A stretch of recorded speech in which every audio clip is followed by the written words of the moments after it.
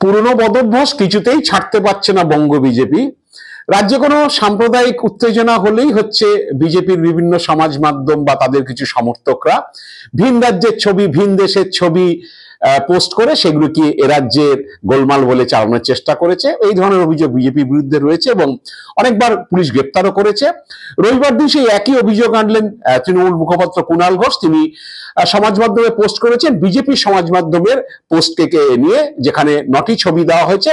কুণালের দাবি এগুলো হচ্ছে কোনোটাই এ রাজ্যের ছবি নয়, বিভিন্ন ভিন রাজ্যের ছবি, গোলমালের ছবি, আগুনের ছবি, এবং সেগুলো এ রাজ্যে উৎসবের ছবি বলে চালানো হয়েছে।